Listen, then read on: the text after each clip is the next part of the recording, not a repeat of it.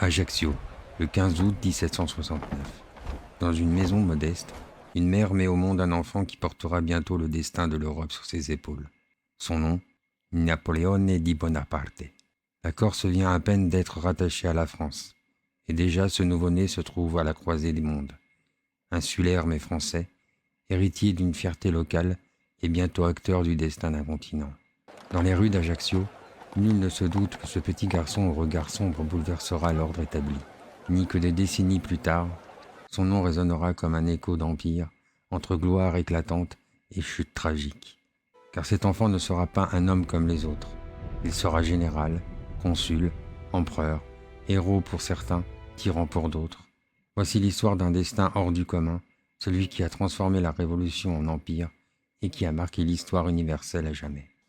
Né le 15 août 1769 à Ajaccio, Napoleone di Bonaparte grandit dans une Corse qui vient à peine d'être annexée à la France. Son père, Charles-Marie Bonaparte, avocat et représentant local, et sa mère, Laetitia Ramolino, élèvent une grande fratrie. Napoléon est le deuxième de 8 enfants survivants.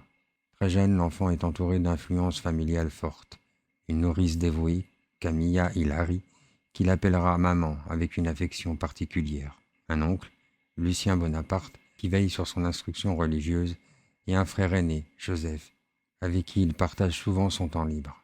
Jusqu'à ses 9 ans, Napoléon suit ses premières leçons dans des écoles locales, les sœurs Béguines, puis le collège tenu par l'abbé Jean-Baptiste Récaud à Ajaccio.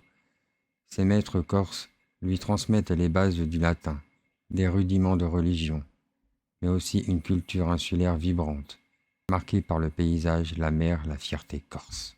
Le 15 décembre 1778 commence un tournant décisif. À l'âge de 9 ans, il quitte l'île pour la France métropolitaine, accompagné de son père et de Joseph. L'arrivée en terre continentale représente un choc culturel total. Il ne parle presque pas français.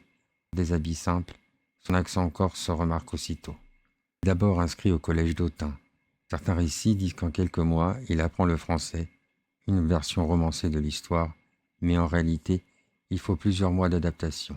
Il sera souvent moqué par ses fautes de langue, ses lacunes de syntaxe et son accent marqué.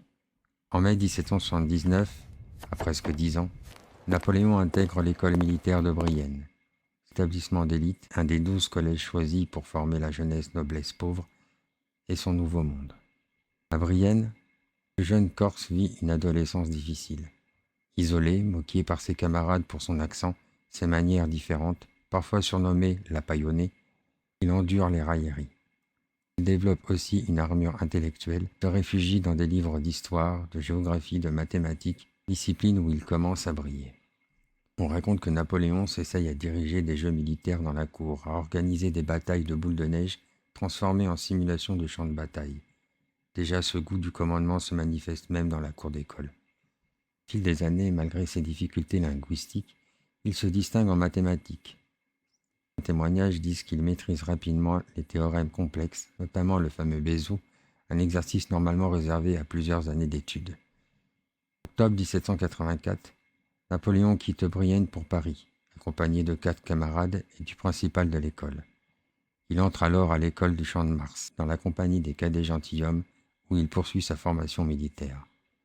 Cette période de sa jeunesse forge sa personnalité, un homme tiraillé entre ses racines corses et son ambition française, un outsider guerrier qui apprend à transformer les humiliations en moteur, les obstacles en tremplin. Dans cette solitude intellectuelle que germe déjà le Napoléon futur. Avec la Révolution de 1789, Napoléon se rapproche des idéaux républicains et reste fidèle à la France, malgré les tensions qui déchirent la Corse. En 1793, il a 24 ans lorsqu'il se distingue lors du siège de Toulon. La ville est tombée aux mains des royalistes, soutenus par les Britanniques et les Espagnols.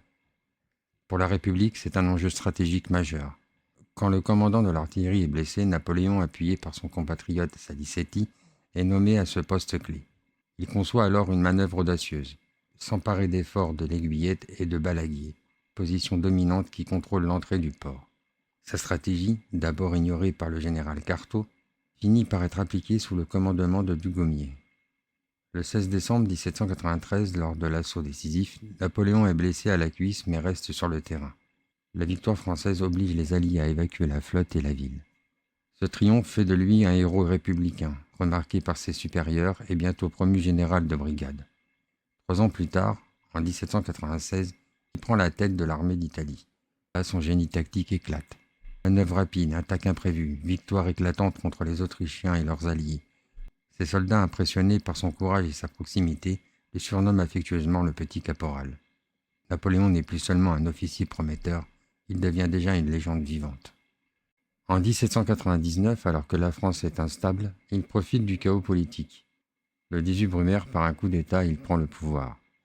Le 13 décembre 1799, la nouvelle constitution de l'an 8 établit le consulat. 3 consuls sont désignés. Mais Napoléon, en tant que premier consul, concentre la réalité du pouvoir. Il propose les lois, nomme les ministres, les juges et les préfets. L'État français devient un outil centralisé à son service. Rapidement, il cherche à pacifier la société. En 1801, il signe le concordat avec le pape Pie VII. Le catholicisme est reconnu comme la religion de la majorité des Français, mais l'État conserve la main sur les nominations et les finances de l'Église. Ce compromis restaure la paix religieuse après 10 ans de tensions révolutionnaires. En 1802, un plébiscite organisé lui confère le titre de premier consul à vie. Un vote largement contrôlé, dont les résultats officiels annoncent plus de 99% de oui. Sa domination est désormais incontestable.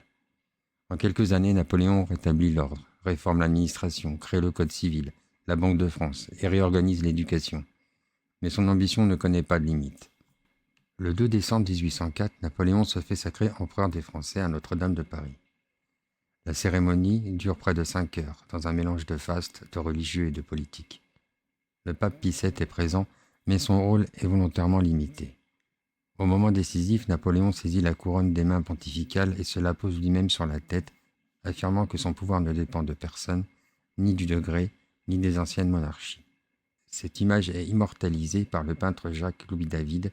Dans son immense toile, Napoléon domine la scène, placé plus haut que le pape, incarnant à la fois l'autorité divine et la légitimité républicaine. Ce geste d'autocouronnement rompt avec toutes les traditions. Il marque une rupture nette. Napoléon n'est plus un simple général républicain. Désormais, il est l'empereur, décidé à bâtir un empire digne de Rome. De 1805 à 1809, l'Europe tremble. Ses victoires sont éclatantes. Le 2 décembre 1805, à Austerlitz, Napoléon triomphe de 2 empereurs à la fois, Alexandre Ier de Russie et François II d'Autriche. À la tête de 68 000 hommes, il écrase une armée de près de 90 000 soldats alliés. Cette victoire, surnommée la bataille des 3 empereurs, consacre son génie militaire et contraint l'Autriche à signer le traité de Presbourg. 3 ans plus tard, en 1806, il écrase la Prusse à Iéna et à Eichstätt, confirmant l'effondrement de l'une des grandes monarchies militaires d'Europe. En 1809, à Wagram, il affronte de nouveau l'Autriche. Après l'échec difficile d'Aspern-Essling, Napoléon reprend l'avantage sur le Danube. La bataille dure 2 jours, avec des pertes immenses des 2 côtés. Mais la victoire française marque la fin de la 5e coalition contre la France. Ces triomphes redessinent la carte de l'Europe. Les rois chancellent, les frontières se déplacent, et Paris devient le centre du monde. Mais derrière cette gloire éclatante se cache déjà une fragilité.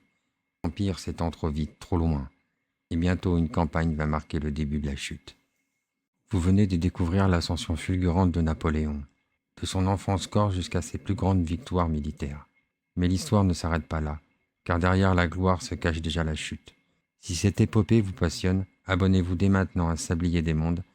Chaque semaine, nous remontons le fil du temps pour revivre les moments qui ont changé l'histoire. Activez la cloche pour ne pas manquer la 2e partie qui arrive très bientôt. La campagne de Russie, la chute et l'exil d'un empereur.